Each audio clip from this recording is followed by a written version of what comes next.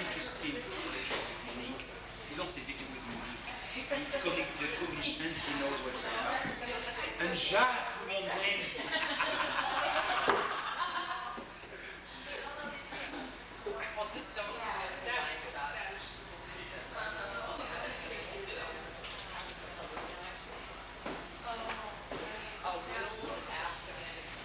What about there's nobody? What do we do?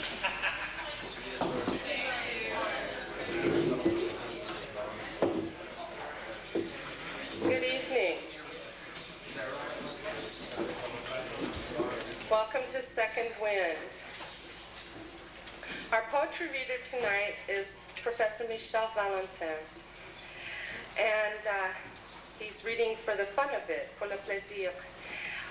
Ounces of provocation, a zest of bitterness, a dash of resentment too, without forgetting the pepper of political frustration. A sauce a la mode, dressing the cooking, addressing directly or indirectly this male obsession, this counterfeit image, this constant European table talk theme, woman mixed up with the theme of politics. The difference with Michel Valentin are his table manners, at once good and bad, with under-the-counter allusions, peeks under the tablecloth, and constant fingering of the corpus delictum, of this corpus I can't pronounce this, delusus, this corpus dulcis. The poem Péage de Cloche is extracted from Fixation d'un délire érotique, published by La Pensée Universelle, Paris, 1985, which since has become a vanity press, a good lesson and a reminder as memento mori of the vanity of writing and publishing. The translation was done by James Burns and Cindy Linse.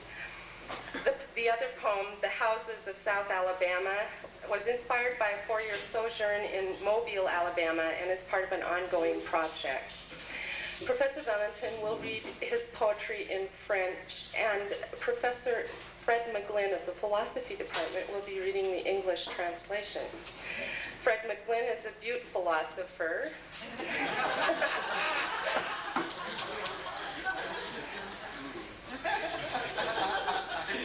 And he says that Butte and philosophy are synonymous.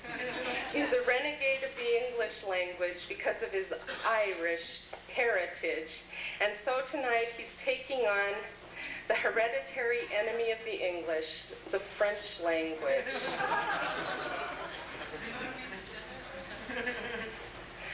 I'd like you to welcome our poetry readers.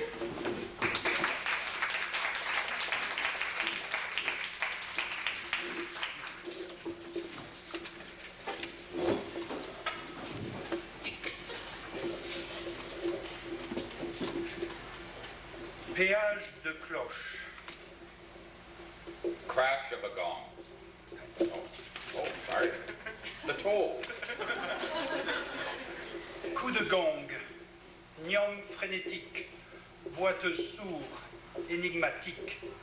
Pendu comme un étripé aux cordes de la roue.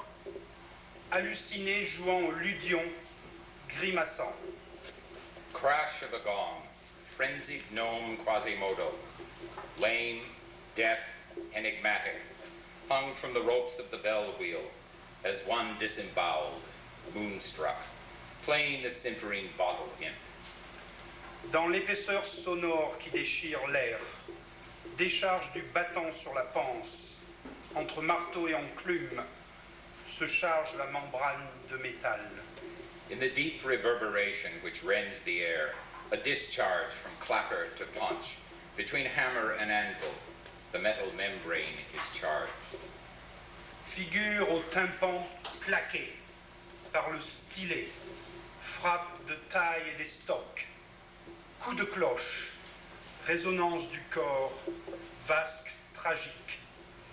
A form etched on the tympanum by the stylus beaten with might and main, peal of a bell, corporeal resonance, tragic basin, disenfranchised ear. Cru dans un des vases communicants, la science oubliée, onde des formes, au secret perdu, fine surface d'équilibre, réservoir de quelle énergie, réceptacle privilégié de la pyramide au cristal. Hydraulic balance unhinged, vessel to vessel, the forgotten science, onde de forme. Their secret lost, the smooth, thin surface of equilibrium, reservoir of cryptic energy, elite receptacle from the pyramid to the crystal. Cloche, béance enfermée, cloche fille de joie, croupe renversée, scandant en veux-tu en voilà, à tour de bras, naissance, mariage, deuil, victoire, défaite et catastrophe. Incendie. Bell, gaping maw hemmed in. Bell trollop, ass in the air, a banging merrily, full appeal. You want it, you got it. Birthing, wedding, mourning, victory, defeat and disasters, arson.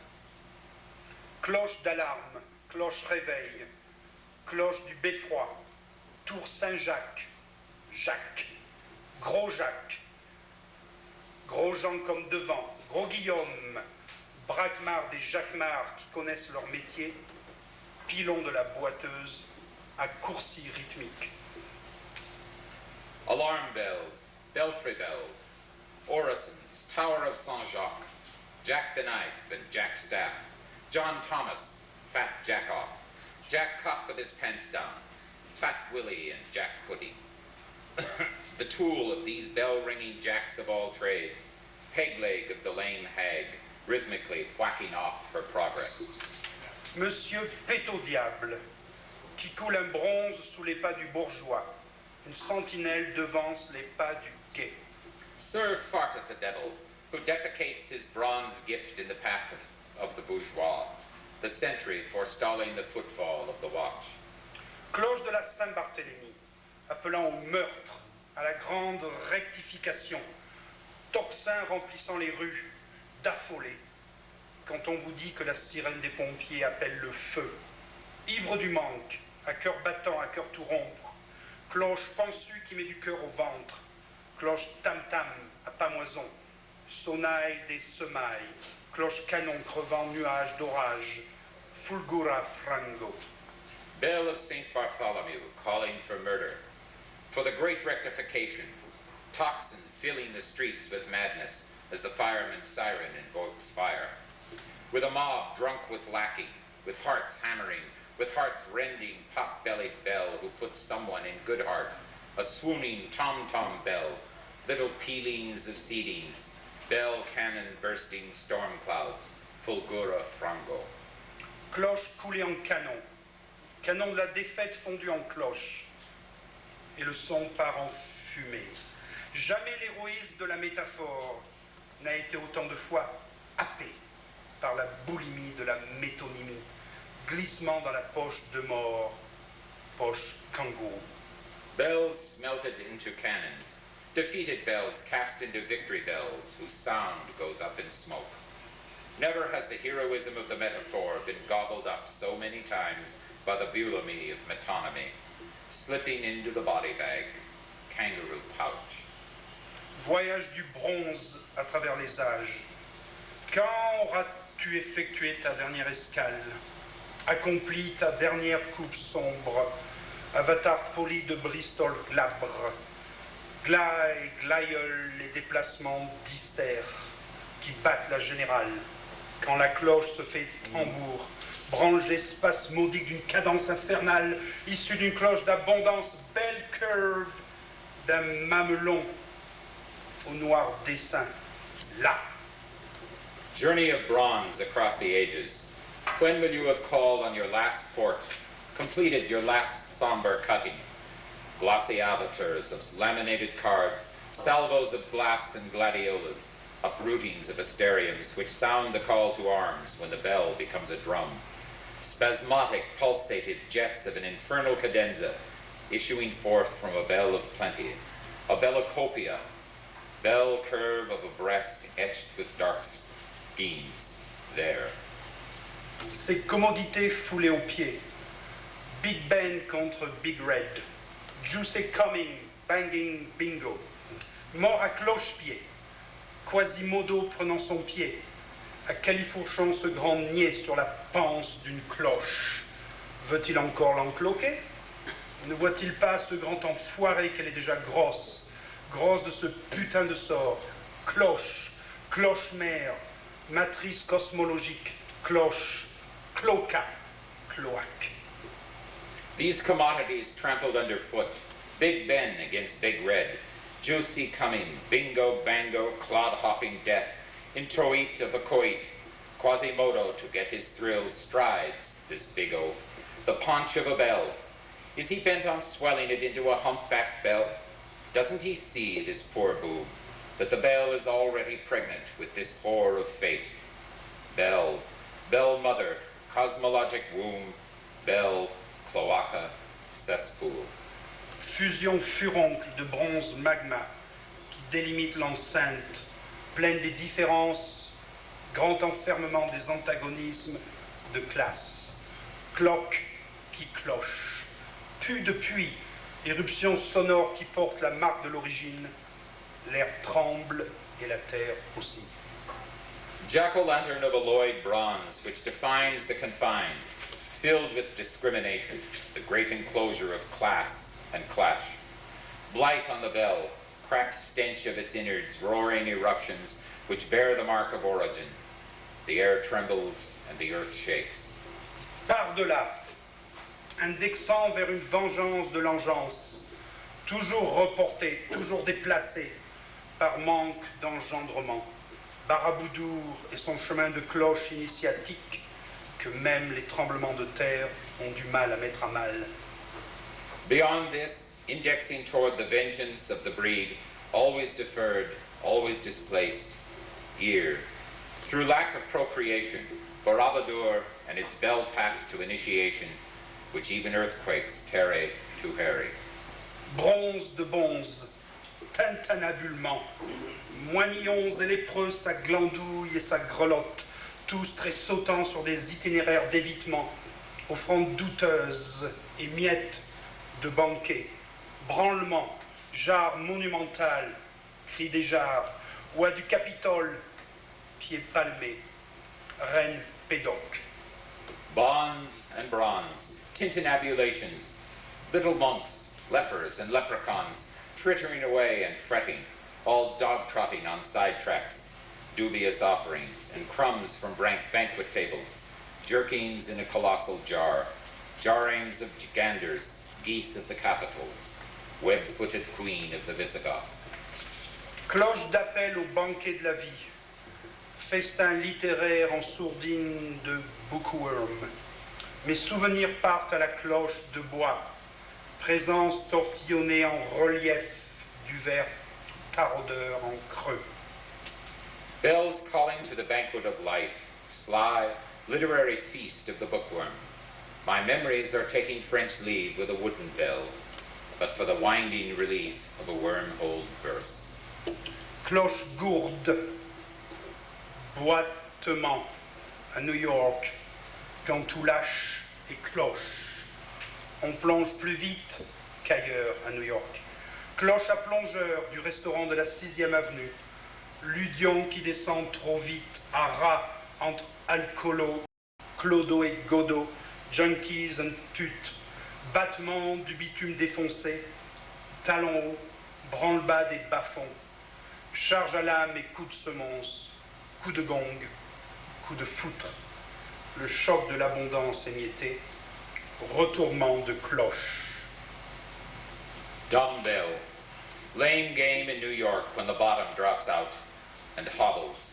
You go under faster in New York than anywhere else. Diving bell, on 6th Avenue bottle imp which sinks too quickly. Bell boys, bus boys, bottle washers, to the bottom flat among winos, hobos and godots, junkies and whores. Beatings on the turkey track tar, high heels, deep rumblings from the lower depths. A round in the soul and a warning shot. Crash of a gong, damning blow. The shock of a crumbling abundance. Capsized bell. Well,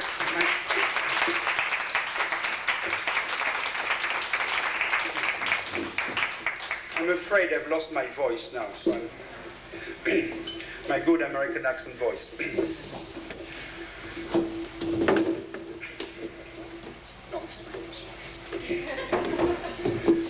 The houses of South Alabama.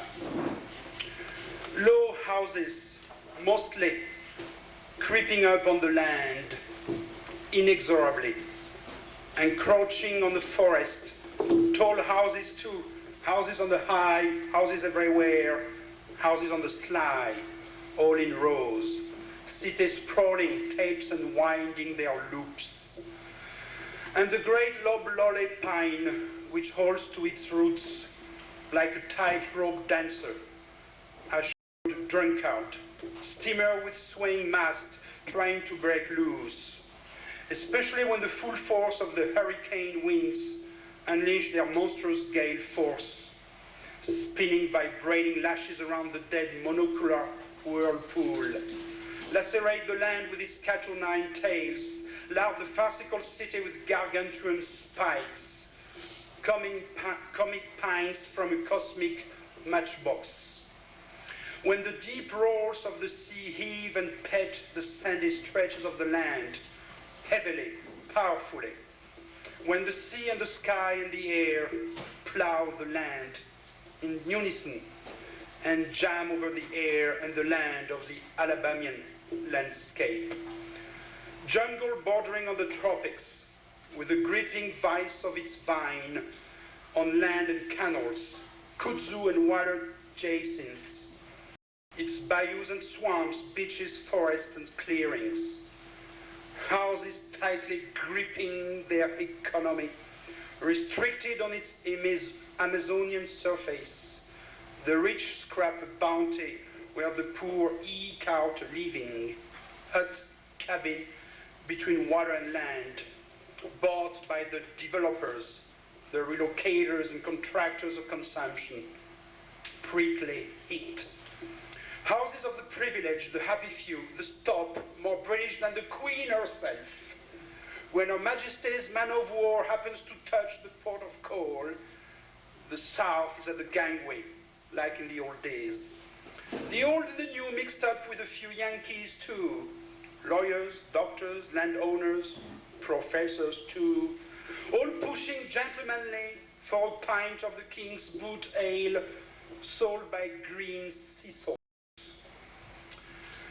And the marvelous bells flourishing like azaleas, with corollas hemmed up and coronets tilted, with anticipation humming a dance with an HMS officer later, under the oaks which saw General Sheridan march on.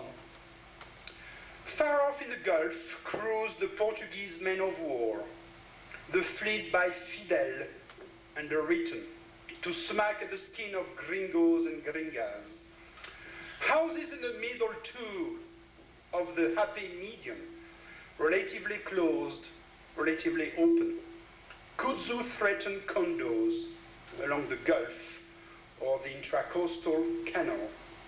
Black gardeners between downpours defoliate the oriental pest, while the sons and daughters of affluence, bored by its simile cornucopia, cultivate the opiate of forgetfulness. The suburbs entertain the Virginian gentrification, carriage road and gaslight lane, postilion alley, repetition of the same ad infinitum, ad nauseam, false ranch wagons, dull houses, dull, so dull, blind man buff. Houses at the bottom, numerous, dark, shanty towns of the ex-slaves, when the deep south moves slowly, so slowly. Mobile. Never has a city so little deserved its name. When the first world casts a sidelong glance to the third, houses, openings, closings, closed by choice and by light wood, corrugated plastic and polyurethane, polyzoic, polytomic, chain of polymerized houses. Where is the rice paper of poetry, light and glossy transparency? like a well-oiled skin, black skin of infinite patience and endurance. The Irish blood turns red under the sun of the tropics. The English skin takes on the hues of an abandoned roast beef, whiter shade where envy pales. Partitions which whisper the secret of lovers, the puppet secrets of shady deals, CIA on ice, Miami of Guatemala, yam yam, hushed in the ice ventilation, crack, crack go the teeth of young crocodiles, contrapuntal harmony of the AC/DC, the stifled cries of cloaked faces in the primeval north of the south, in its bushy swamps mercenaries play, while meantime in the swell of times, between houses and gardens, dramas and divorces of boredom. Henry Miller once said that in the South the heat corrupts everything, even the men of gods. The point would be to accept it and go along all the way, to corrupt everything, absolutely, as the good old divine Marquis would say. Carnival is not of God, proudly proclaimed the Baptist ads on the panels of defiance. Which carnival? The multi-million-dollar extravaganza which the gentry and the middle class indulges in periodically? Nonsensical avatar of a misunderstood rite, of a simulacrum of tradition. In carnival time, once a year, in those fantasized times of lore and gore, the street would take over the house, the night replace the day, the time of a dream. The poor would pretend to mob the rich, the bourgeois would pretend to shed its crocodile skin, along with the tear. The convict would harass the judge, just for fun, just for pretend's sake. Sometimes, for fun is underlined with danger.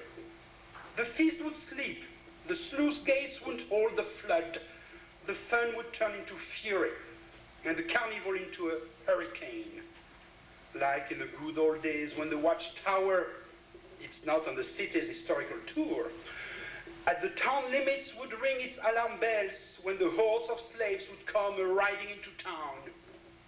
The salted, burnt wind of revolt would stir the great plantations, the great white Doric dream of southern mansions, revival. Sleeping under its Camelot canopy, immersed in its foliage, like a Mississippi steamboat in an ocean of water jacinths, or Moby Dick in the dried out remnants of water follies. Whirlwind, hurricane gusts, throw fire, passion on this dark side of reason, where slave and master mirror each other's lack. Revival under the whole tent, the army surplus tent of tin-horn Loyolas, masters and mistresses of turpitude, spiritual turpentine for tarred and feathered secular humanists. Fascinating kitsch of the soul. Houses of bigotry and idolatry, houses of God, houses of white adoration, houses of black adoration. It's much more fun on the other side. The wind blows by the window, the congregation oscillates, whimpers and moans, the stifled cries of despair and hope. Trance, to go beyond, to run away, reeling through unknown seas, to take over the white sails of Anglo-Saxon arrogance, and self-control and silence and self-righteousness.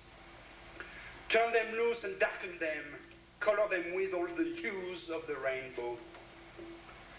Once freedom found its refuge in the houses of ill repute, those houses on the bordello, where sailors, freebooters, traders, extractors of false teeth and falsehoods would dance the night away, bordels, cat houses, where artists, reprieves, bankers and big landowners would rest their bulging, bursting bellies on the firm roundness of ladies of the night, white, black, red, pink, Latino. Regular visits of the men of wealth and power after each tantrum of the white goddess. Houses of the middle class swallowing space, engulfing the white or lying gulf with the wider shade of white. On their ivy-slide legs, their stilted feet of concrete or tarred wood among the reeds and the sand oats. When the South starts looking like the Far East, it's basically the same exoticism. Other dreams, other lands, other tongues. Jerry-built houses, guarantee of an individual happiness, the most normal, the least objectionable, the most natural. Consumption of the boob tube in cool houses, Spanish style, under the canopy of Spanish moss and century-old oaks. Petty allotted dividends of shared individualism. Sheetrock, houses of wood and cardboard. Poetry of the similar. Kitsch, revenge of the betrayed and forgotten touch. The heart fakes where the eye stops.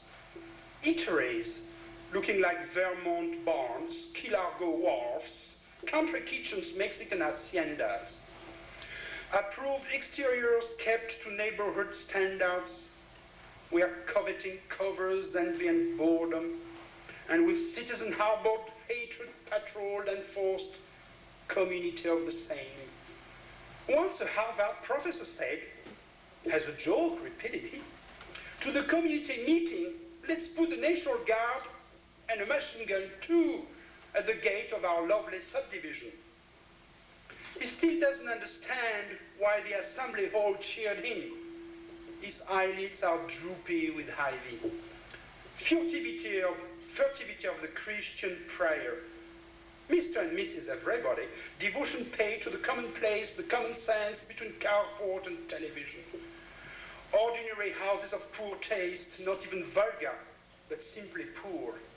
Among the adventures of suburban Ulysses, or neighborhood Cleopatras snorting the dream, fed in bits and pieces, transparent, censored, conditioned, tailored, standardized, packaged like cereals in their fun boxes.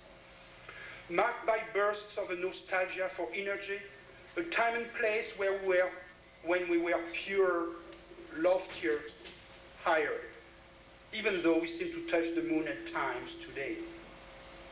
The vulgar taste is mainly for too manly on the other side, so they say.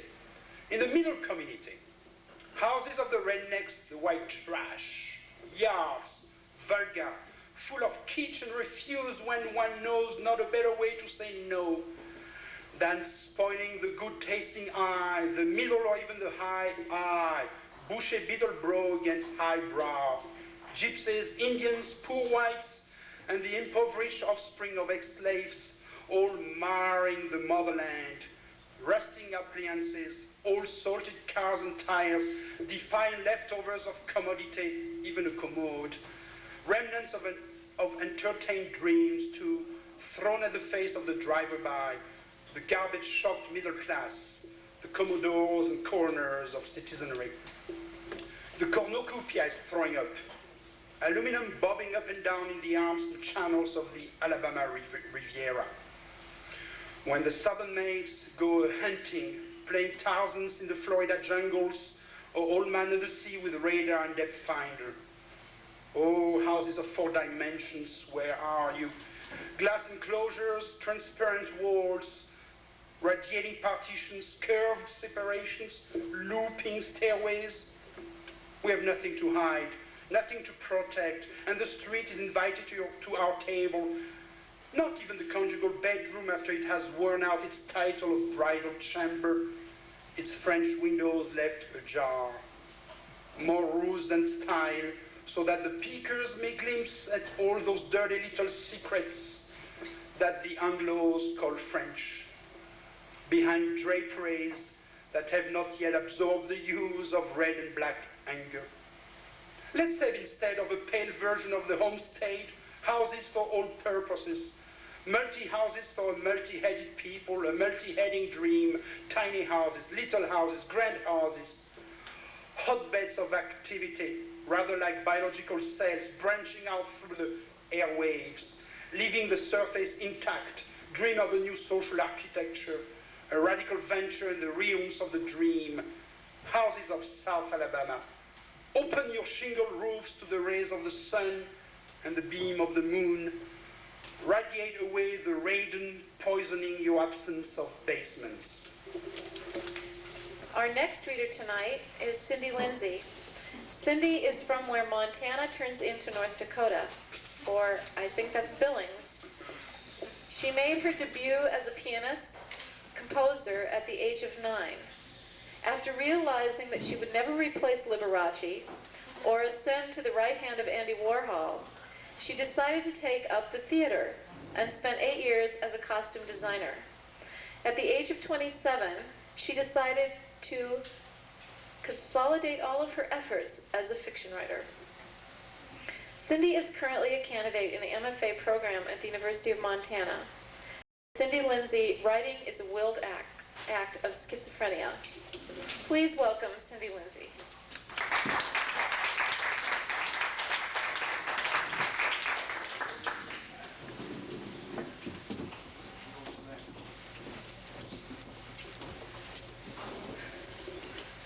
I'd like to express my gratitude to my family for their patience. I'm a tyrant when I write.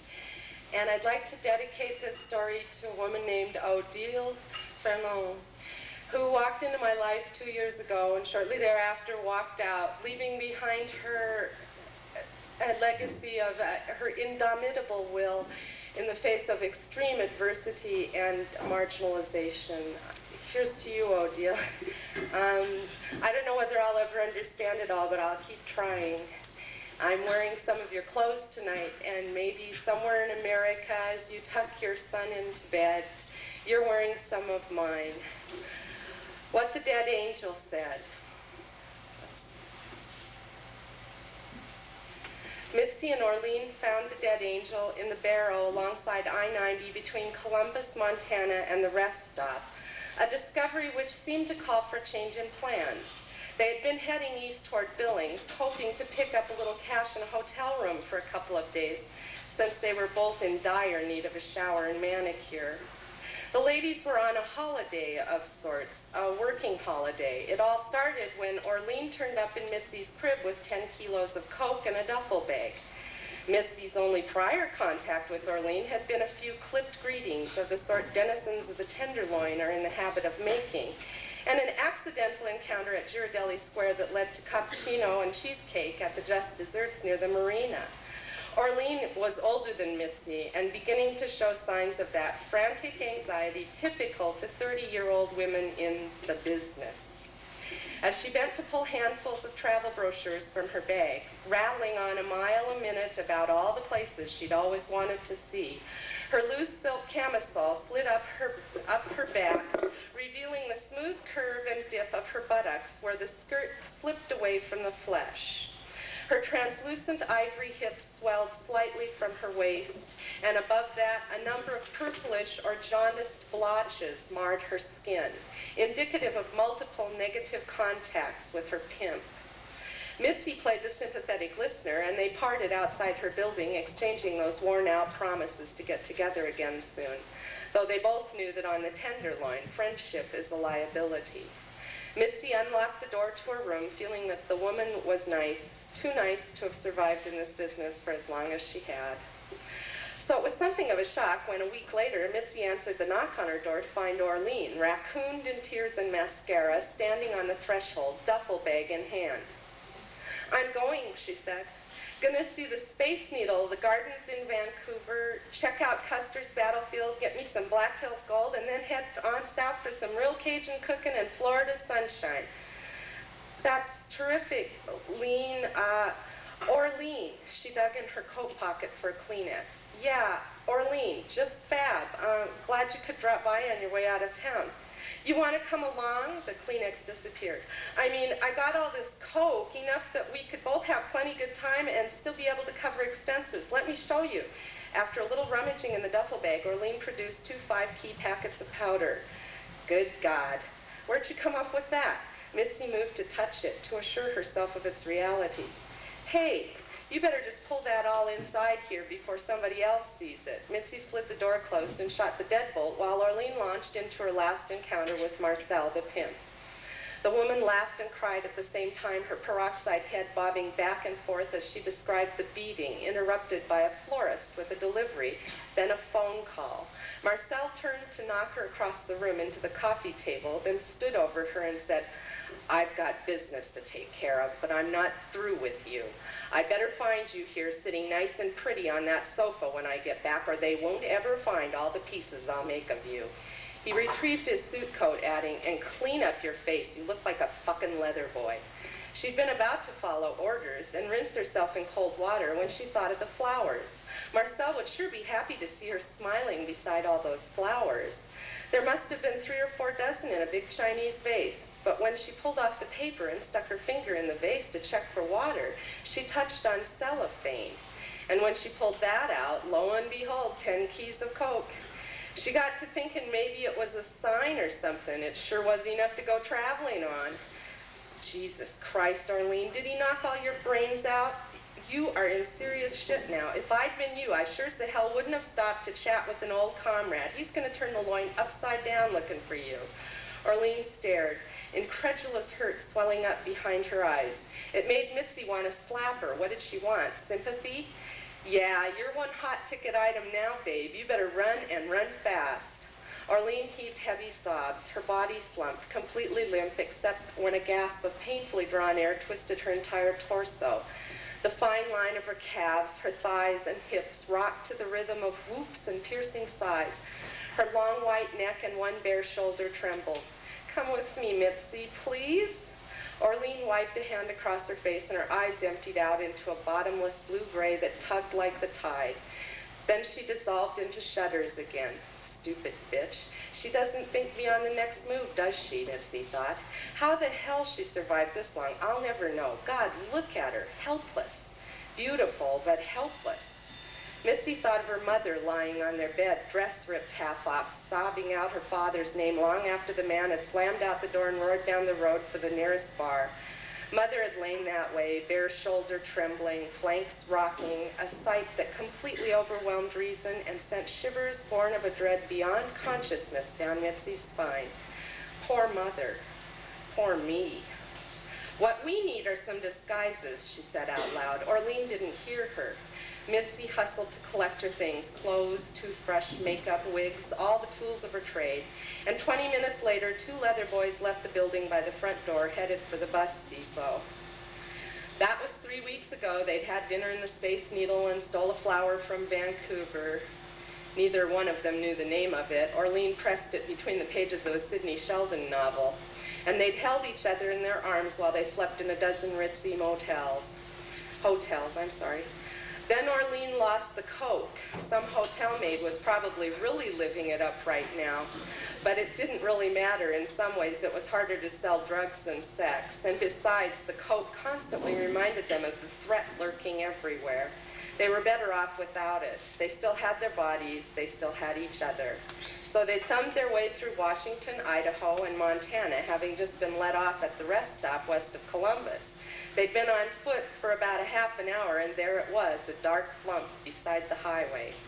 At first, Arlene squinted and squinted to make out that blackness fluttering just up ahead. Mitzi told her not to worry. It was probably just a garbage bag. But as they got nearer, it became evident that whatever it was, it had a form distinctly reminiscent of the human body.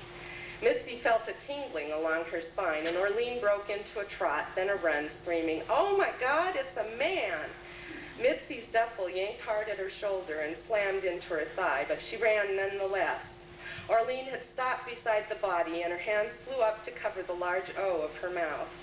It lay on its back, the wings spread beneath it, covered in an iridescent black powder like butterflies' wings. Its long black robe glittered and flapped in the wind around its bare, electric blue feet. Its blue hands were thrown back and slightly curled like a newborn asleep. But the oddest thing about it were the eyes. Hundreds of them tumbled down its forehead, staring clear as crystal balls, bunched like grapes. Arlene moaned now and rocked on her feet. "I didn't see it. Tell me I didn't see it. Mitzi, please tell me I didn't see it." "You saw it all right." Mitzi bent down to feel if there were any breath coming from its delicate violet mouth. She bent over to listen. God almighty, elevator music drooled out between its full-bowed lips. She reached for a hand to take a pulse. Orlean screamed, "Don't touch it, you'll be cursed." "What do you mean, cursed?" "Well, it's a dead angel." First, we don't know that it's a dead angel. We don't know that it's dead. It sounds like it's singing, sort of, under its breath. Second, how can we be sure it's an angel? And besides all that, what difference would it make if it was a dead angel? It's a dead angel. I'm sure God is punishing us, and if you touch a dead angel, don't you suppose he'll be plenty pissed off? Orlean had dissolved into shudders and sobs. "If you forgive me, fathers." She collapsed onto her duffel bag and moaned, "Oh, God, please take it away. I don't want to see it. I'm closing my eyes now. Please take it away." Mitzi reached out for the angel's wrist, then thought better of it, then excused herself for thinking better of it by muttering something about how this sort of thing probably never had a pulse anyway. She moved over and put her arm around Orlean. "Come on, girl, get a hold of yourself." Orlean only sobbed and whined, "I didn't see it, I didn't see it." Mitzi pulled her to her feet and turned her by the shoulders. She pushed Orlean to the feet of the angel and said, "Look, Orlean." "Oh, God, Mitzi, I can't." Long shudders undulated Orlean's body. She looked as if she'd topple any moment. Mitzi massaged her shoulders and held her upright. "Look, Orlean, you have to look." Mitzi stroked her face. As Orlean slumped to her knees, she slid the length of her companion's body. Orlean knelt at the feet of the angel for quite some time, Mitzi stroking her cheek and soothing her hair. She felt dizzy and opened her eyes. It hadn't gone away, and she stared at the shocking blue feet. "He has toenails like the pale violet inside seashells," Orlean whispered. "It always makes me think of dawn." Mitzi hunkered down beside her. "Look how perfect its little toes are, and its heels. Look at the ankles, Orlean, strong yet fine, and so smooth it's like a statue." Orlean moaned, "Oh no, oh no. We gotta figure out what to do here, babe." "It doesn't matter, Mitzi, don't you see? It's the end of the world and the angels are dying. Probably there are hundreds of them littering the highways all over the country, and other countries too. The devil won because we're evil." "Wait a minute, don't you call me evil. You aren't evil either. You're the nicest person I know." "Well, I'm evil. I commit adultery on a regular basis, and so do you." "Oh, Jesus, Orlean. And you just swore. That's a sin too." "What? Did you join the moral majority or something?" She tugged Orlean's hand, and Orlean followed her up to the head. "Look at its hair. It's just like the angel hair we used to put out at Christmas, except it's blue. The stuff we put out was white." She bent closer and hummed. "Mitzi, he's singing." The elevator music swelled. Orlean hummed along to a smoozy rendition of "Don't Leave Me Alone" as she bent over the dead angel. "Look how beautiful he is. Look at his colors and the perfect little mouth." Mitzi caressed her shoulders and back. "I know. Look at that perfect mouth, just like the silent movies." Orlean hovered over the angel's face. Her hands came within an inch of its angular cheeks. "Mitzi, his eyes. I can see myself in his eyes." "Why do you keep calling it a he? We don't know. Maybe it's a girl angel." "Oh, Mitzi, I'm so pretty in his eyes. It's like they only reflect the good parts. We can't just leave him here. We have to take him with us." "Maybe it's not a he, Orlean. Maybe it might be a she." Mitzi moved to the hem of the angel's gown and carefully lifted it. "There's nothing there," she said. Her voice sounded querulous and uneven. "What did you say?" "I said there's nothing there." "What do you mean?" "Come and look for yourself. There's nothing there. No cock, no slit, nothing, nada, null." The angel's gown billowed in the wind, and Mitzi struggled to keep hold of it. The scintillating blackness of it reflected the sudden red and blue lights of a patrol car. An officer popped out and walked around the trunk to stand above them on the edge of the pavement. "And what would you ladies be doing out here?" he asked. Mitzi looked down at the damning evidence to discover that she held a tablecloth of sorts flapping in the breeze. Beside Orlean were a thermos and a bag of sandwiches. "Just having a little picnic, Officer Daly." She squinted to make out his badge. "A picnic, huh? Nice day for a picnic, but there's a lovely little picnic ground not 2 miles back, and a rather deserted-looking old Ford Torino. Wouldn't be yours by any chance?" "Nope, we're on foot." And why didn't you get your picnic out at the rest stop? It was too noisy. Mitzi knew it sounded lame, but her nerves were giving out on her and her throat was drying fast. Noisy? Well, I guess I could just haul you two in for vagrancy and see what turns up. It is illegal to loiter, you know. But we aren't loitering, sir. We're picnicking. Orlean's voice had that slight whining tone to it that Mitzi couldn't stand. Cops never took to it either.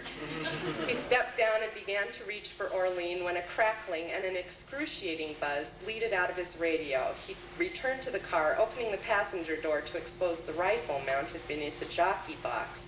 After attending to the muddled metallic voice, he stood and said, "Must be your lucky day, ladies, but I'll be back through this way."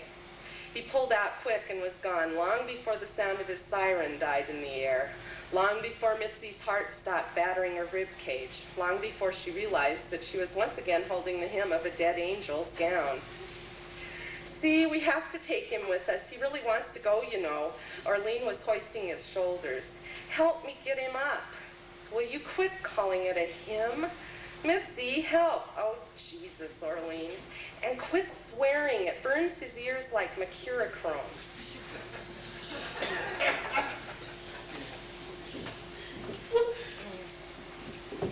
The sun looked as if it were just a foot and a half above the western hills. Two women walked the barrow, duffels slung on their outside shoulders, their inside shoulders slumped toward the locked hands between them, as if they struggled with some great weight invisible to the passer-by. Close observation might reveal against the dying light the merest shadow of wings enfolding them. Within 2 days, every CB in a 10-state area and parts of Canada blared the good news. Up in Montana, that rest stop just west of Columbus was two fine-looking ladies had a dead angel that could prophesy. Swarms of truckers, ranchers, and other indigenous types clogged the parking lot, bearing their offerings to the ladies' room. And Governor Steve Staley, out touring the countryside, checking up on his constituency in his deluxe stretch limo, paid for by the people of the state of Montana, happened on a dandy gimmick for the tourism industry. But all his delusions of grandeur couldn't prepare him for the sight he beheld in a ladies' toilet just off I-90. Immediately, the stench of urine steeped in deep pits and mixed with industrial cleansers assaulted him. The tile and metal mirrors gleamed dully in the fluorescent light. He stood in line behind perhaps a dozen people, a bearded, long-haired logger, a welfare mother in stretch pants with two grimy toddlers, a trucker with a Peterbilt cap, a rancher in tall boots, leather sport coat, and resist-all hat, a farmer and his family. Staley's wife, Pat, linked arm in arm with him, took out a handkerchief. It made him feel as if he were at a wedding. He stationed James and Logan to make sure they turned everybody else away. If James, officious by habit and official in uniform, didn't convince them, then Logan, whose 280 pounds of muscle stretched over a 6'10" frame, loved nothing more than to feel his knuckles on forgiving flesh and bone, would take care of the resistors. Slowly, he and Pat shuffled their way past 4 institutional green stalls, the stench growing with each step, the irritating monotony of elevator music droning above the buzzed awe of whispers. Standing before the last stall, a peroxide blonde with deep rings under her eyes stared vacantly. A well-rounded woman with short dark hair and hard dark eyes greeted the farmer and his family. "Do you want to see the angel? You can ask it one question. Orlean will tell you what its answer is. You can leave a free will offering in the box at her feet." The farmer, his wife, and 3 small children knelt before the last stall, muttering the Lord's Prayer. While the wife and children continued with the 23rd Psalm, the farmer asked, "How long do I have until the banks foreclose on me?" The elevator music went through a subtle modulation to play a slow rendition of "Give Me 3 Steps." Governor Staley couldn't quite place the tune, but it made him remember a bar in Red Lodge. Then the peroxide blonde said, "You will be farming for 3 years, losing parcels of ground each year to government-subsidized fallow. After harvest of the 3rd year, the bank will own your land. The angel recommends a short course in truck driving or an apprenticeship in a garage in recognition of your well-honed mechanical skills, especially since you rebuilt that John Deere 4020 after the accident." The farmer's jaw dropped a mile. His wife turned to look up, eyebrows raised in a question mark. What accident? You told me that axle bent when the plow blade hit a submerged boulder. Well, honey, maybe the angel thinks that was an accident. I never could figure how that bent at the axle. Honey, we're in the way here. There's folks waiting. Just drop some change in the collection plate and let's go home while we still got a home to go to. He took her firmly by the elbow and they exited. At last, Steve Staley peered into the stall. He was first struck by the numerous eyes bulging from the thing's forehead.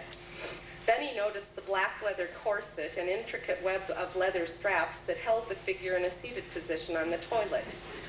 Its head had been braced in an upright position with what appeared to be a whip, the handle used as a splint, the lash as wrapping. The thing itself was a deep blue with dull black wings. Whatever it was, it sure looked like an angel. But for all he knew, it could just be a boyfriend in a drug coma painted and rigged up to look this way.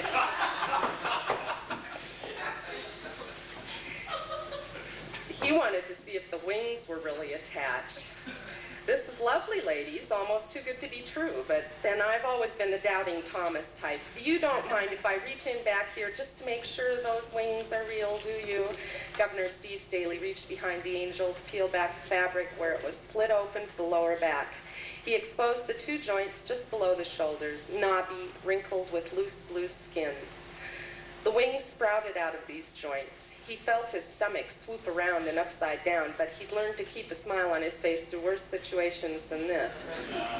The peroxide blonde screeched something about a curse, and the brunette yanked him back by the shoulders. The dark one could sure cuss like a trucker. Ladies, ladies, calm yourselves, he said, elbows up to ward off the possibility of blows. If you're going to set up in this business, you have to count on some doubting Thomases. You're bound to turn up a few accusations of fraud. I see you've got a real angel here, no doubt about it. Nobody could fake those wings like that. So now, you know what to show the next skeptic that comes along. See, I just did you a favor. The blonde whispered into the brunette's ear. The angel will not prophesy for you because you haven't repented that sin in the Stockman Bar and Red Lodge involving the wife of your bodyguard, the brunette proclaimed. Fortunately, Pat hadn't been listening. She primped her hair in the reflective metal over the sinks. The humidity had begun to wilt her. Governor Staley's stomach had settled slightly off-center, but his mind spun feverishly. This thing had to be real. Nobody knew about him and Shar except him and Shar sure wouldn't tell a soul for fear of Logan. If he set it up with Claire Bates out in Paradise Valley, he could get this state a real booming industry. He could see it all, the media, the exposure, little booklets, plastic action figurines, recordings with the Mormon Tabernacle Choir. Hell, half the damn Bible Belt would show up in his backyard. Every soul would empty out of the American breadbasket. Middle America, all those good God-fearing voters connecting his name with the only bona fide angel to appear since the Annunciation. He could take over the PTL with this thing. Hell, he could run for president. But first he had to get the thing out of the toilet. From the looks of it, it would take an engineer. They had the thing strapped to the plumbing, the sprinkler system, light fixtures, seat cover dispenser, tampon disposal, and toilet paper roller. Pat choked and coughed into her hanky. She kept checking the bottoms of her shoes. Ladies, what you got here is a bona fide angel, but look where you've got him. In a toilet. Now, is that any way to treat the Lord's messenger? I say no. What you need is a little chapel built just for the angel of God with all the appropriate trappings to make him feel respected and at home. He needs a little choir music, an organ maybe, some holy water. How do you suppose God is doing all this right now? Here he sends down a special messenger and you've got him all rigged up in a toilet. The brunette looked as if she were about to blow. Staley continued, I know what you're thinking. Where are you going to get all the accommodations for an angel? You're just two humble servants of the Lord without means. That's where I come in. I've got some repenting to do, as you say, and I have a dream. What do you say I get you that chapel? What do you say I take you there right now? First of all, who the hell are you to come barging in here and take over telling us you got us a chapel, and what makes you think we want one? Mitzi stood hip-shot, not 2 feet away from his face. I'm the governor of this fine state. I can do just about anything to help you. And what makes you think we want your help? Ladies, this is no time for pride. Look at that angel. He must be awfully uncomfortable strapped to the toilet that way. Personally, I'm more afraid of your dream than God's wrath. Guys like you usually dream pretty big, and I'm just a small-time gal. I think we'll wait for the next fine offer of assistance. Look, bottom line, I'm not making an offer you can refuse. I can get you a chapel, or I can see you get put out on the street again. I put bigger people than you out on the street. Orlean tugged at her shoulder. Mitzi, let's just go along for a while. Sometimes you have to keep the wrong company to get where you need to go. I'm tired of this smell, and I feel bad for him sitting there. He doesn't look happy. I think he's tired of sitting on the pot. Mitzi turned. Okay, Governor, the deal's like this. You set us up with a chapel, and you get a 10% cut until the mortgage is paid off, and no more than 12% interest. Capiche? 15% cut until the mortgage is paid, then 7% for life. 12% per annum, 20-year term, no escrow. The elevator music rose to a new volume and echoed off the tile, the Blue Danube Waltz. Staley's stomach had gone sour, and Pat looked a little green. She made a cutting motion with her free hand and stamped her foot. With residuals and formal acknowledgement of sponsorship, it's a deal. Shake. After quick handshakes all around, Mitzi spit into her palms and rubbed them together. The governor rushed out, Pat in tow, took James aside, leaving Logan to fend off any and all comers, and raced to radio SICK, the Sacred and Indivisible Church Charismatic. The angel played a rousing brass rendition of Taking Care of Business. Mitzi turned to Orlean. I hope you know what you're getting us into. This guy's a real slug. I've walked a razor edge before, but not on this sort of score. I mean, most of my Johns were guys like him, wanted to be whipped and peed on, wanted to be punished for all the shit they got away with. But that's business. This guy ain't looking to get his pee-pee whacked, and he's still throwing the tantrum. Orlean untied leather straps. It had been her turn to be shocked when Mitzi pulled them out of her bag. Orlean had no idea she was a specialist. Trust the angel, Mitzi. He won't let us down. Mitzi had climbed the partition and undid the straps to the light fixture and sprinkler nozzle. I wish you wouldn't call it a he. The limo was posh beyond imagination. It amazed Orlean that so much could fit in a car. The hot tub, wet bar, TV, CD, split leather upholstery on the 2 bench seats that folded down into a bed, plush carpeting. Hey, rock stars never had it this good. The angel reposed full length on one of the seats. That left the other for Mitzi, the Gov, and herself. They weren't too crowded, except the Gov kept trying to pull them in real close. He sat in the middle. Pat sat up front with James and the Hulk.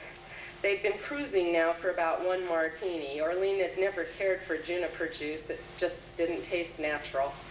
An explosion rocked the limit, and James did some wild driving, swerving all over the road until they came to a stop. A tire had blown out. The Gov climbed out to oversee the change. Mitzi slid over and hugged her. Orlean, this is starting to get really scary. This guy's up to something. He keeps talking about secretarial school like it was lost salvation or something. I don't like it. I think he has some sort of plans for us being secretaries. The secretary stuff doesn't bother me so much as those paws he keeps squeezing me with. He's not very gentle. As a matter of fact, the way he touches me reminds me of Marcel. Look, we got a plan to make a break for it. They're on the other side of the car right now. If we take the angel and haul, Captain Muscles will wrap our ankles around our clavicles. Orlean, there's not even a rock to hide behind here. We gotta wait, choose our time. The Gov popped back in. Did you miss me, ladies? Oh, look, your drinks have gone dry. Mix up some new ones. The angel still played Taking Care of Business. They got underway again. The Gov put some Vivaldi on the CD, but the angel still pumped out Brass Schmooze Rock. Can't you turn him down a bit? It's not a he. Well, then turn it down a bit. We can. It's not like he comes with remote control. Orlean got up and knelt beside the angel, gazing into his eyes. What say we hot tub, ladies? Darn, I forgot my suit. Mitzi held his hand away from her thigh. Oh, come on, you two are big girls. Look, it wasn't in the deal, okay? Once again, James drove for the shoulder of the road. What the hell is it this time? The governor sighed heavily and hoisted himself up to check it out. The angel increased his volume by about 10 decibels so the gov could hear him outside. James puzzled under the hood. I'm sure I can't figure it out, Governor Staley. The dash lit up like Christmas. I suspected we were overheated, out of oil, lost the generator, and anything else that could go wrong. I've checked the oil, it's full, the radiator, plenty of water, belt's in good shape. The generator's sending a charge, I just can't figure it. The governor stroked his chin for a moment, then ordered Pat and Logan out of the front seat. He called to the ladies to come out, too. Then he ordered Logan to take Mitzi by the arm. Look, sweetheart, he said to Orlean, you just call off your angel, got it? Or the brunette gets to be Logan's plaything. And Logan has a bad habit of breaking all his toys, you got it? No more car trouble, or your friend here gets it. I can't control that angel, I just listen and tell what he says. I don't command him. Well, I think he'll get the message if you just go in there and whisper a few sweet nothings in his ear. Get in the car now. The governor shoved Orlean toward the back of the limo, pointed Logan with Mitzi toward the front, and took his wife by the elbow. You'll join us in back for a cocktail, won't you, Pat? They sat in silence for the rest of the trip, except for the angel, who played a string ensemble version of La Cucaracha. Orlean worried about Mitzi. She worried about herself. What if this guy could force the angel to do his dirty work? Miles of flat scenery passed behind them. She stared out the back window, watching the dull ribbon of black cut through endless swaths of gray-green grass that swelled and undulated beneath the red sunset. Off in the distance, outcroppings of protective rock bristling with protective trees caught her fancy. Too bad the road never got close to them. She watched the cars and trucks heading away in the distance. Too bad they didn't know all those truckers and families, traveling salesmen, cowboys. She'd nearly drifted off to sleep when the black diesel pulled in close behind them. Didn't she know that face from somewhere? Wasn't that the guy who'd picked them up out of Vancouver, or was it Coeur d'Alene? If only the back window weren't mirrored, he'd be able to see her. Damn it. The governor had nodded off after the sixth martini. Pat knitted. Orlean couldn't see a control button for the window. Maybe it didn't come down like in a station wagon. She moved to the back, climbing around the hot tub carefully. The trucker had his turn signal on. He was going to pass around them soon. Damn this window. She pressed against it and slipped through as if it were water. Orlean waved her arms furiously. The trucker was staring at her. She screamed, "Help! We've been abducted!" But he shook his head and tapped his ear. She spelled out help in big letters as if she wrote on a chalkboard. He still shook his head. What was that signal pilots gave? Mayday. No, that wouldn't work. What was that other one? Morse code. SOS. Was it short, long, short, or the other way around? No, that wouldn't do. He was turning his wheel. Oh, God, help me. Orlean tore her blouse, tugged at her brassiere, and cupped her full breasts in the wind. Her nipples puckered, and he stared. A slow smile of recognition spread across his face. He gave her thumbs up and let loose a blat from his air horn. She waved at him to follow them. Orlean felt spidery fingers close on her ankles. She kicked out. She was being pulled back through the glass. She turned and grabbed Pat by the hair. It was stiff with hairspray. Orlean twisted and Pat went down in the tub face first. She came up screaming and heaved Orlean's leg toward her. Orlean slid into the water. When she came up, the gov pushed her away and pried at Pat's fingers sunk into her ankles. Orlean grabbed the governor by the lapels and soaked his sleeves before Pat got a hold of her hair. Down went Orlean. The governor finally came between them. I hope the two of you are happy with your little cat fight. Now we all get to sit in wet clothes. Pat stared at her feet, chastised. Saying nothing, she returned to her knitting. Maybe she hadn't seen anything, Orlean speculated. It was pretty dark now on this side of the glass, and she didn't get very close to the window. Maybe she was hoping they'd get away so she'd be rid of the competition. They exited the highway. Orlean couldn't see the truck. He turned his lights off, but she heard the high whine of 18 wheels beneath the angel's music.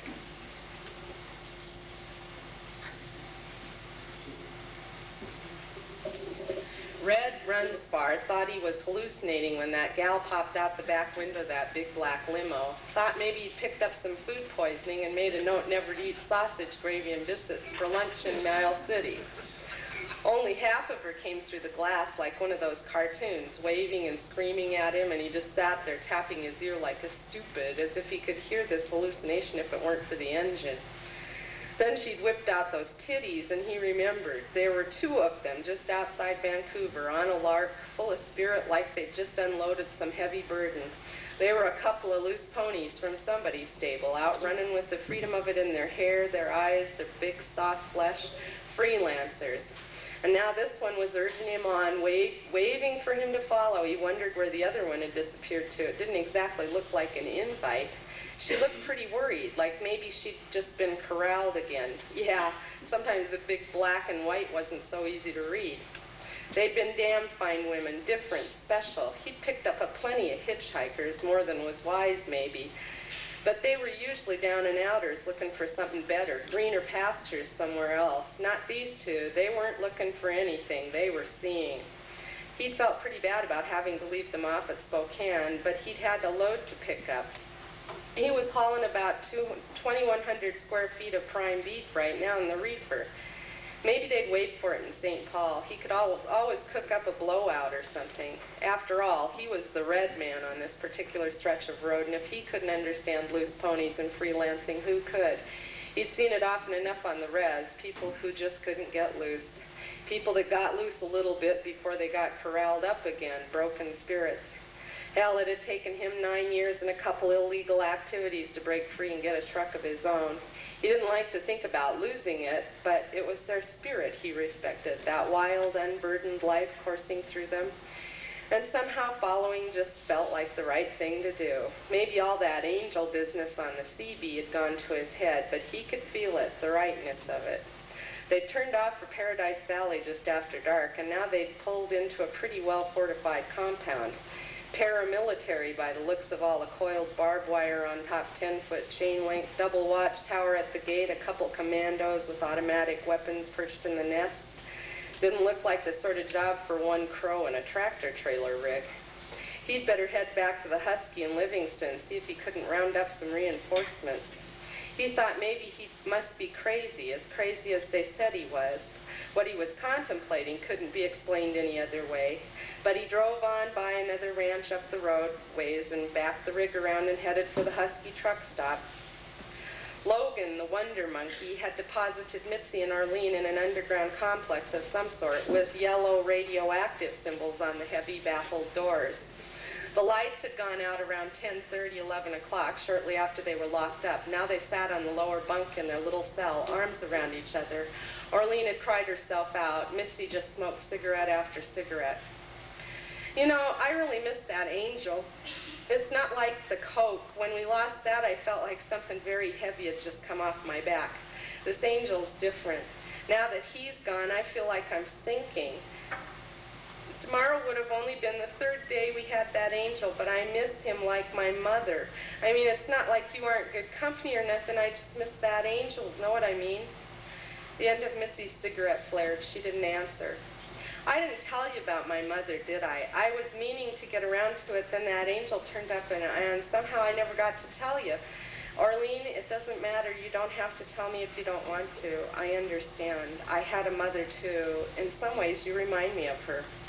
How could I remind you of your mother? My mother was helpless. She just trusted and kept hoping it would all work out. You're like that, you know, Arlene. It's not like you're blind. You just keep hoping it'll all work out. You don't think hard enough about the next move. You don't take care of yourself. Oh, if you're worried about all this, just give it a rest, Mitzi. I took care of everything with the angel's help, of course. There's this trucker, the one that picked us up outside of Vancouver, or maybe Spokane, I can't remember which. Anyway, I signaled to him when they had you up in the front seat, flashed him my tits and all. He followed us here, I just know it. Between him and that angel, we'll be out of here in no time. Jesus, Arlene, that's just the kind of shit I'm talking about. The angel isn't going to get us out of here. That trucker isn't going to rescue us. You're always counting on somebody else. What would have happened if I hadn't come along with you on this trip? You would have wandered around the loin looking for some knight in shining armor until Marcel found you. Wake up, would you? Silence, suffocating silence. Damn it, Mitzi thought to herself. Why do you have to be so hard on her all the time? A little voice broke the air. I thought you came because of the adventure, the fun. I came because of you, because I don't know, because I wanted to help you. I thought maybe, I don't know, I thought it would maybe help me. I never had a girlfriend. I didn't know girls so well. I knew men, knew them too well because of my dad. My mom left when I was 6, just packed up and left. No goodbyes, no cryptic notes taped to the refrigerator, nothing. I came home from school and she was gone forever. Dad broke all the record albums that she left behind and all the dishes. Then he tore me up inside and out. He moved me into bed with him that very night, said he had to keep me awake to make sure I didn't have a concussion. Arlene cried again, softly, against Missy's neck. Why don't you ever cry, Mitzi? You don't cry about your mom or anything. Doesn't do any good crying. It just gets you more hurt. Makes you fuck up. What happened to your mom? Don't know. I left home when I was 14. She was in the hospital after another one of those beatings. It made me sick with anger. I started running one day and I just couldn't quit. I got out of town a few miles and couldn't run anymore, but I knew I couldn't go back either. They were silent for a long time. The darkness seemed so small, so narrow and confining, as if you could move on endlessly through it and still be in the same place, the same time. I love you, Mitzi. I love you too, Arlene. I love you more than the angel, maybe. Oh, shit. What, did I do something wrong? No, hell no, Arlene. I just stamped out my cigarette on my pillow. What? I must have knocked it off the bed. Well, we can share mine. Darkness wrapped around them like a lead blanket, obliterating time and space, except for the warm feel of their bodies pressed together like 2 spoons on the cot. You know something weird? What now, Arlene? I can still hear that angel singing. Isn't that weird? Try to get some sleep, Arlene.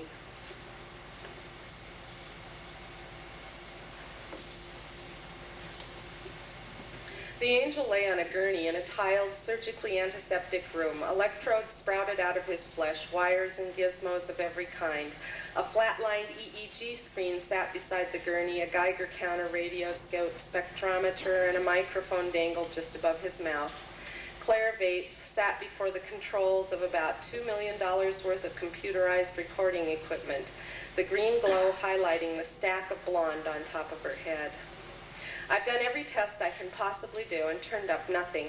It doesn't read electrically, emits no light or radio frequencies that I can register with this equipment, doesn't show up on infrared, carries not even a hint of low-level radiation, and no galvanic skin response.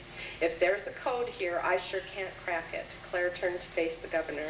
We have a little over an hour before the media show up, so what do you want to do now? We'll just have to call in that little gal, the blonde. Fine. She snapped her fingers, at which 3 hefty figures came forward out of the gloom of a corner somewhere. Get the blonde and bring her to makeup. Make sure she knows how much her full cooperation means to us. Rough up her companion a bit. Claire Bates rose, a thin, impressively tall woman. I'll take this one over myself, she indicated the angel with a perfectly manicured finger. You go relax a bit in my office. You look haggard, dear. The brandy's in the 3rd cabinet from the left on the north wall. At about 4:45 in the morning, the fluorescence flared on, slicing asunder the sleep of Mitzi and Arlene. 4 figures burst into the room like all-star pro wrestlers entering the arena. 2 grabbed Mitzi and pinned her to the wall. The other 2 picked up Arlene, who commenced to howl and thrash. Logan sauntered up to Arlene and held her chin in his hand.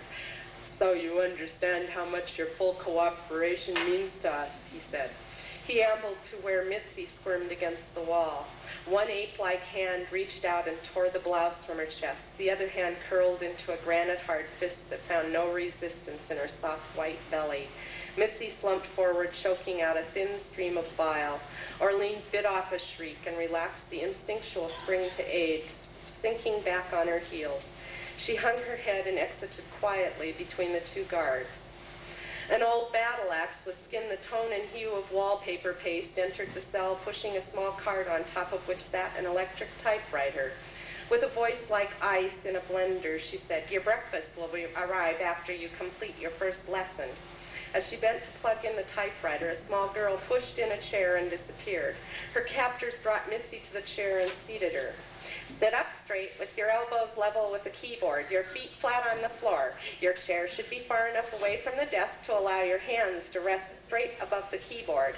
Place your fingers lightly on the middle row of letters, your right index finger on the J. Your left index finger should be on the F. Ready? Begin. F, F, F, space. J, J, J, J, space, F, F, F, F, space, J, J, J, J, return. Use your right thumb to depress the space bar, your right pinky to depress the return. Again. The black of a moonless night had begun to fade to gray. On the road, some 8 or 10 miles before the compound, Red opened his CB. This is runs far to the war party. Gentlemen, start your engines and keep your coup sticks handy. We're going in. Mitzi typed, F-U-C-K space, F-U-C-K space, F-U-C-K space, F-U-C-K, return. Mitzi thought, fuck, fuck, fuck, fuck. I wish this fucking F key would stick, stick, stick, stick. Miracle of miracles, that's precisely what it did. Why did you stop? The icy voice demanded. The keys stuck. Her great bulkiness approached. The other two came away from the wall where they leaned, arms crossed, exchanging crude jokes about secretaries. A pasty face loomed over the keyboard. Mitzi pounced. She slammed the woman's head into the typewriter and whipped the keys from her pocket with one hand. She used a leg to send the woman sprawling into the two guards. With one fluid jerk, she freed the electric cord from both outlet and machine. Key ring over her wrist, Mitzi pulled up the chair and began thrusting it at the typing instructor with short jabs, while the electric cord danced like lightning around the faces of the other two. In this manner, Mitzi began backing toward the door, set down the chair, and rested one foot on the lower rung, prepared to shoot it out at their knees should they rush her. Years of practice had taught her just how much force would braze the skin and how much would flay it. Up to this point, she'd been just playing. Now she began in earnest. Her serpent's tongue flickered, taking out an eyeball here, laying open a chest there. Her left hand frantically tried one key after another at the door.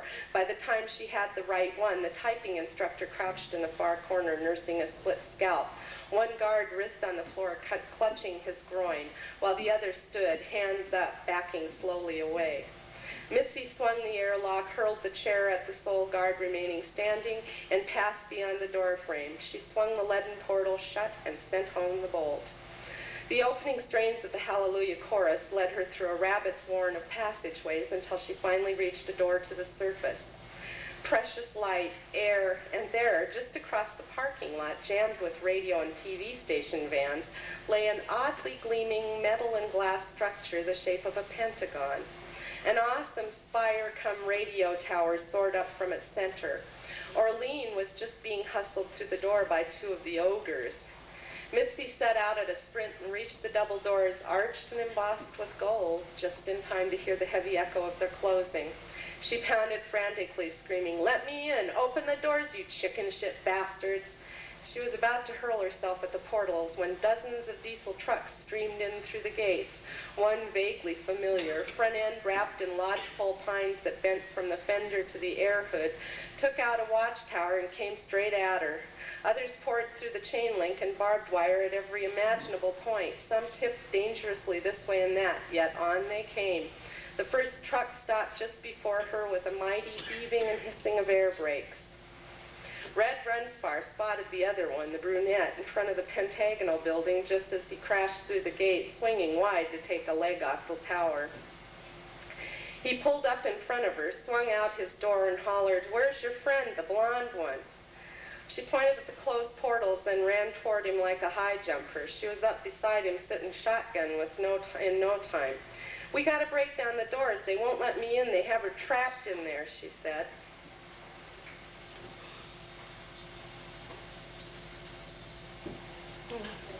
After they'd washed and set Orlean's hair so it fell in perfect ringlets from her crown, they'd installed a wreath of baby's breath and small white lilies on top of her head. They packed her eyes in concealer and brushed an innocent blush onto her cheeks. They dressed her in a loose, flowing white gown and sandals with delicate gold straps. Then Logan and another ape showed up to lead her to the chapel. The gov met him at the church door and greeted Claire Vates with a peck on the cheek. She towered over him, hair piled to the sky, dressed in a gown of such a blue that it reflected every variable of light. The doors opened and they filed in, Gov first, then Miss Vates.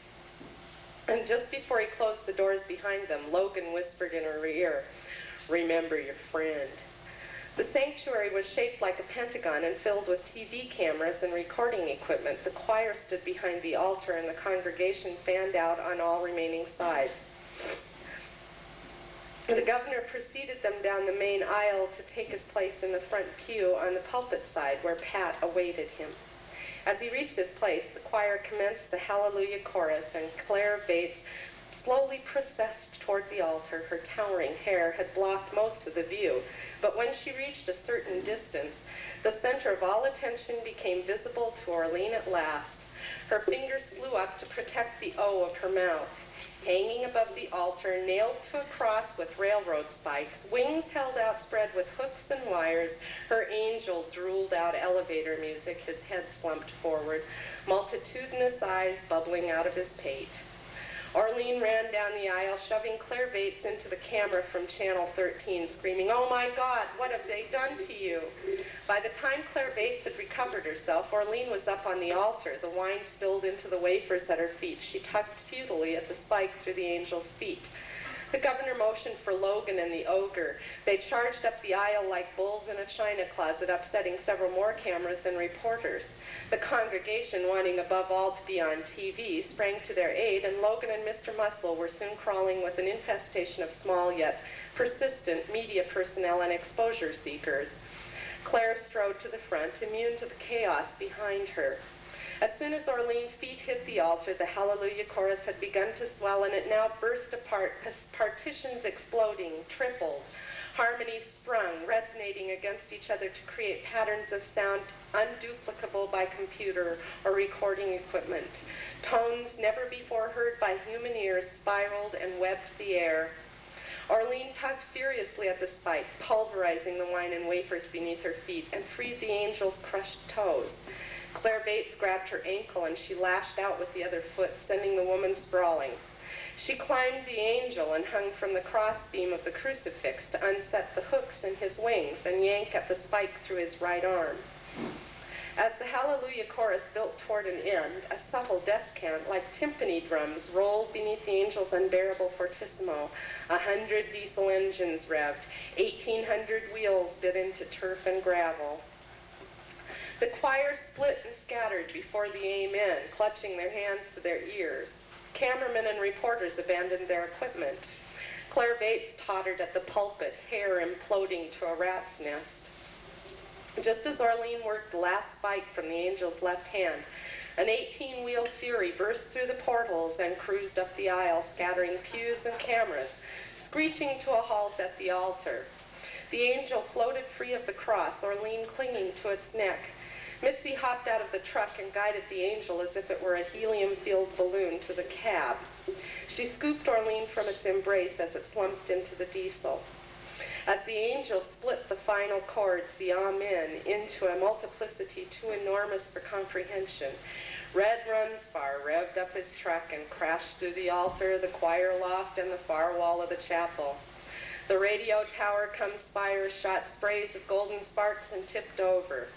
Dozens of trucks cruised through the tunnel Red had driven through the church.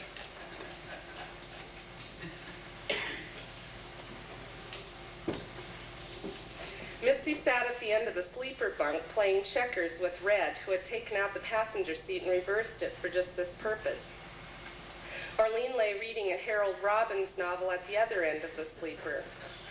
The whine of rubber against pavement soothed her, and she felt a long nap coming on. The angel was at the wheel, singing a stirring brass rendition of On the Road Again. He suddenly stopped to let loose a super-mechanical air horn blat. Up the road a ways waited a state trooper. Officer Brian Daly, coffee in hand, caught a burst of air horn and looked up to see a purely metallic black tractor-trailer rig burning up the highway doing about 120 near as he could estimate. The thing was coming toward him in the opposite lane. Plumes of gray trickled from its stacks and a cloud of smoke roiled behind its tires. He hit the siren and lights and sped toward the turnabout. He came even with the truck just as he entered the turn, so he saw it clearly in profile. Nobody drove that truck. Officer Daly hit the skid, spilled coffee all over his new uniform, and knocked his hat off against the visor. His hands shook and he mumbled, "I didn't see a thing, not a thing." He stared at the retreating image of the black truck, the logo across the back doors. And 2 huge electric blue angel's wings filled the frame. And embossed on them were white Gothic letters spelling out Prophecy Express. Beneath that in italics were the words, "It's already there." Thank you.